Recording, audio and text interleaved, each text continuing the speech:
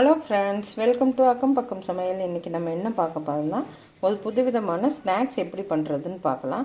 அதுக்கு நான் காலிஃப்ளவரும் மரவள்ளி கிழங்கு எடுத்து வச்சுருக்கேன். இப்போ இந்த காலிஃப்ளவரில் எப்பவும் போல் சுடுதண்ணியில் போட்டு சுத்தம் பண்ணி தனியாக எடுத்து வச்சுக்கோங்க. இதை சின்ன சின்னதாக கட் பண்ணி எடுத்துக்கலாம். இப்போ பாருங்கள், காலிஃப்ளவரும் இந்த மரவள்ளி கிழங்கு கட் பண்ணி வச்சாச்சு.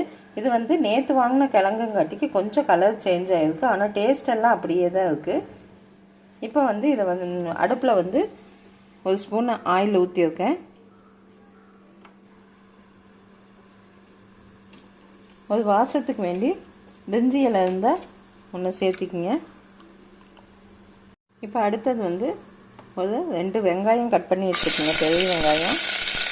அது கூட கொத்தமல்லி தழையும் சேர்த்துருக்கேன்.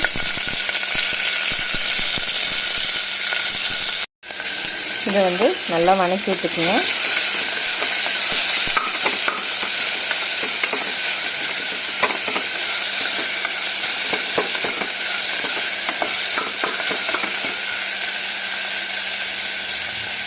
அடுத்து ஒரு சின்ன பச்சை மிளகாய் சேர்த்துக்கலாம்.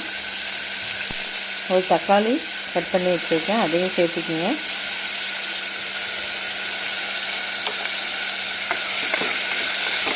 நல்லா வணக்கி விட்டுருங்க.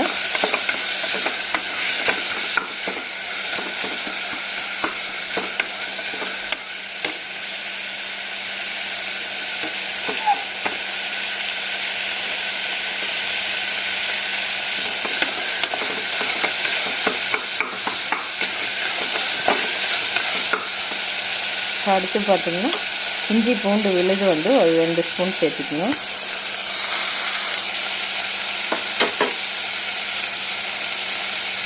இதுவும் சேர்ந்து நல்லா வணங்கட்டும்.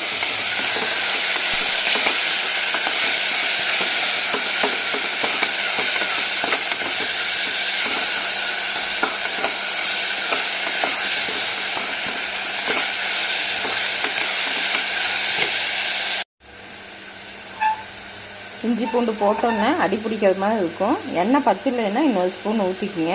அடுத்தது நம்ம இந்த கிழங்கையும் காலிஃப்ளவரையும் சேர்த்திடலாம். கிழங்கு பார்த்திங்கன்னா கொஞ்சம் ஜாஸ்தியாக எடுத்துருக்கேன், காலிஃப்ளவர் கொஞ்சம் கம்மியாக தான் எடுத்துருக்கேன்.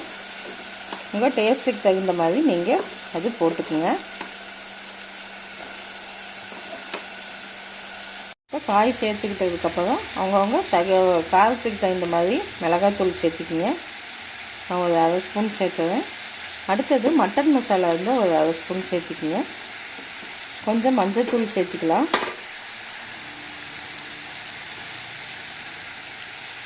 இப்போ இதுக்கு தேவையான தண்ணி ஊற்றி இதை ஒரு 3 விசில் வர அளவுக்கு வேக விட்டுடலாம். தண்ணி ஜாஸ்தியாக ஊற்ற வேண்டியதில்லை.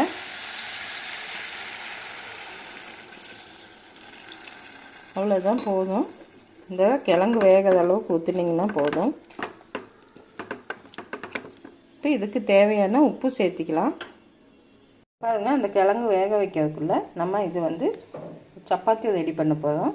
அதை நான் கோதுமை மாவில் பண்ணியிருக்கேன். இது நம்ம மைதா மாவில் கூட பண்ணிக்கலாம். நம்ம சப்பாத்திக்கு எப்படி போடுவோமோ அதே மாதிரி பதத்தில் போட்டு பிசைஞ்சு வச்சுக்கோங்க. இதை இப்போ ரவுண்ட் பண்ணிக்கலாம். நம்ம இந்த பூரிக்கு தேய்க்கிற மாதிரி இந்த மொத்தத்தில் தேய்ச்சிக்குங்க. இது மாதிரி ஒரு சின்ன மூடி எடுத்துக்குங்க. அதில் நம்ம இதை ரவுண்ட் ஷேப் பண்ணிக்கலாம். இப்படி பண்ணி நம்ம தனியாக எடுத்து வச்சுக்கலாம்.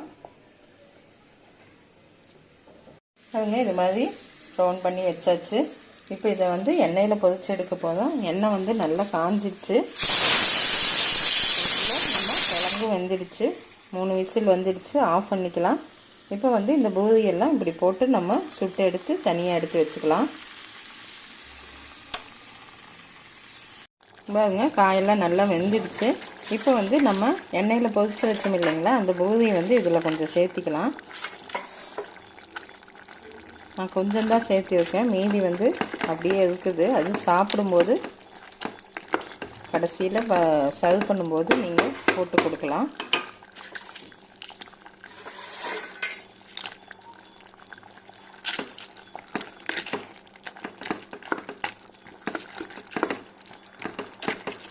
நல்லா இதுலேயே ஊறி சாப்பிடும்போது ரொம்ப டேஸ்ட்டாக இருக்கும், அதனால இது போட்டிருக்கேன். மற்றதெல்லாம் பார்த்திங்கன்னா இப்படி ரவுண்ட் பண்ணி தனியாக எடுத்து வச்சுருக்கேன். இப்போ நம்ம போட்டது மட்டும் அப்படியே டைமண்ட் ஷேப்பில் கட் பண்ணி போட்டிருக்கேன். அதனால கொஞ்சம் வித்தியாசமாக இருக்குது, அவ்வளோதான், வேறு ஒன்றும் இல்லை. இப்போ ஸ்டவ் ஆஃப் பண்ணிடலாம்.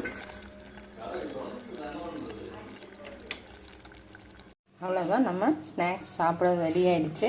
இப்போ சர்வ் பண்ணுறதுக்கு முன்னாடி இந்த நம்ம பொரிச்சு வச்சுருந்த பூரியெல்லாம் இப்படி போட்டு கொடுத்துருங்க. அவ்வளோதான், ரொம்ப டேஸ்ட்டாக வித்தியாசமான முறையில் நம்ம டேஸ்ட்டாக பண்ணியிருக்கோம். இப்போ யூடியூப்பில் பார்த்திங்கன்னா இதுதான் நம்ம ஃபஸ்ட்டு பண்ணது. இந்த மாதிரி வித்தியாசமான ஒரு ரெசிபி கண்டிப்பாக ட்ரை பண்ணி பாருங்கள், கமெண்ட் பண்ணுங்கள். தேங்க்யூ.